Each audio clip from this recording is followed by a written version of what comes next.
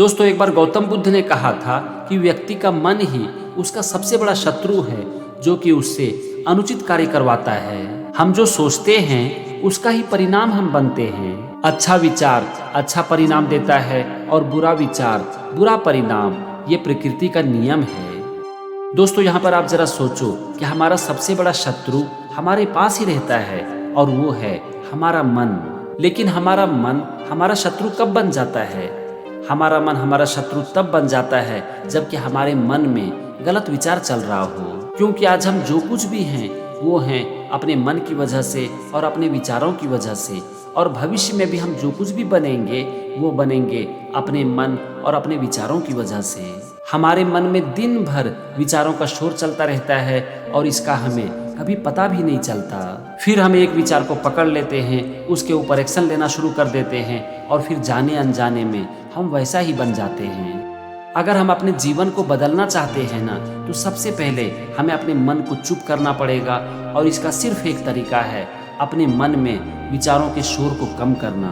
क्योंकि जब हमारे मन में विचारों का शोर कम होगा, ये थम जाएगा, तब हमारा मन शांत रहेगा और हम फिर ठीक तरह से सोच पाएंगे। तब हम अपने मन को देख पाएंगे, अपने विचारों को पढ़ पाएंगे और फिर हम ये जान पाएंगे कि किस विचार को पकड़ना है और किसे छोड़ना है।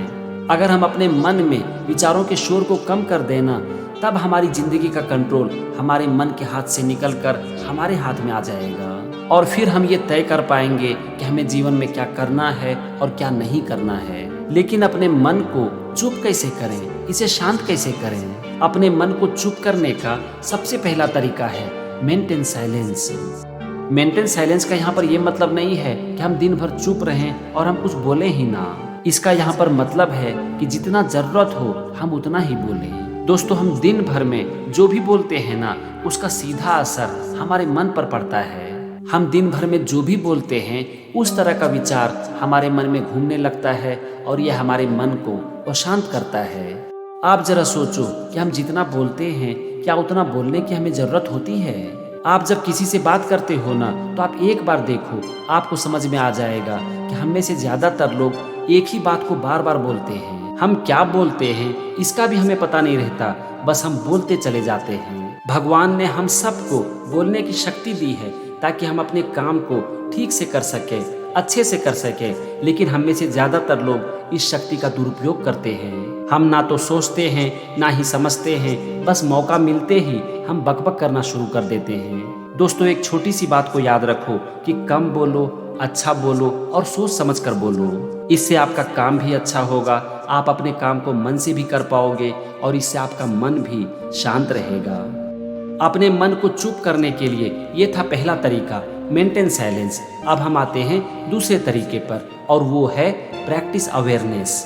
मतलब कि आपको अवेयर होने की, सचेत होने की प्रैक्टिस करनी पड़ेगी। अवेयरनेस की आप जितनी प्रैक्टिस करोगे, आपका अपने मन के ऊपर, खुद के ऊपर उतना ही कंट्रोल बढ़ेगा। और जितना आपका अपने मन के ऊपर और खुद के ऊपर कंट्रोल बढ़ेगा, आपका मन उतना ही चुप रहेगा और उतना ही शांत रहेगा। अवेयरनेस की प्रैक्टिस का सबसे अच्छा तरीका है अपने ब्रेथ के ऊपर ध्यान देना, अपने सांस के ऊपर ध्यान देना। और ये काम आप कभी भी कर सकते हो।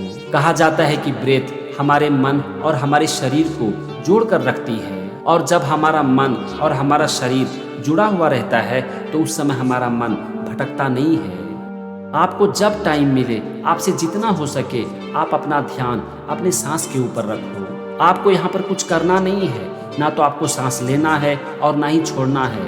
हमारा सांस तो दिन भर चल ही रहा होता है। बस यहाँ पर हमें जरूरत है अपने ब्रेथ के प्रति, अपने सांस के प्रति अवेयर होने की, सचेत होने की। आप जब इस काम की शुरुआत करोगे तो ये काम दिन भर में 1 या 2 बार ही हो पाएगा।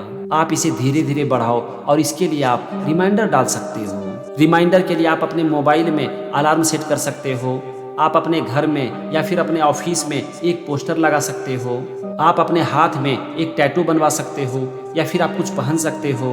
ये सारा चीज आपके लिए रिमाइंडर की तरह काम करेगा, जो कि आपको याद दिलाएगा कि आपको अपने ध्यान को अपने ब्रेथ के ऊपर लेकर आना है, अपने सांस के ऊपर लेकर आना है। आप देखना, जैसे ही आपका ध्यान आपके ब्रेथ के ऊपर जाएगा ना, तो उस समय आपका माइंड एकदम से ब्लैंक हो जाएगा और ये पूरी तरह से शांत हो जाएगा। आप इसकी प्रैक्टिस करो और ये धीरे धीरे आपके मन में विचारों के शोर को कम करेगी। अवेयरनेस की प्रैक्टिस का दूसरा तरीका है लिसन साउंड, आवाज को सुनो। कौन सी आवाज को सुनना है? आपको वही आवाज सुनना है जो कि आपके आसपास में हो रही है। आपके आसपास में जो आवाज होती है आप वैसे भी उसे सुनते हो, लेकिन उसके ऊपर आपका ध्यान नहीं होता है। आप पानी पीते हो तो पानी पीने की आवाज होती है। आप कुछ चीज को अपने टेबल पर रखते हो तो एक आवाज आती है। आप जब खाते हो और अपने खाने को चबाते हो तो उस समय आवाज आती है। आप अगर ध्यान दोगे तो आपको पता चलेगा कि हर समय आपके आसपास कुछ न कुछ आवाज होती रहती है। बस यहाँ पर आपको करना क्या है, आपको उसके प्रति अवेयर हो जाना है, सचेत हो जाना है। इससे होगा क्या पता है? इससे आपका ध्यान प्रेजेंट मोमेंट में आ जाएगा, और जैसे ही आपका ध्यान प्रेजेंट मोमेंट में आएगा उस समय आपके मन में विचारों का शोर थम जाएगा। अपने मन को प्रेजेंट मोमेंट में लाने का ये एक बहुत ही इफेक्टिव टूल है। आपसे जितना हो सकता है आप इसकी प्रैक्टिस करो।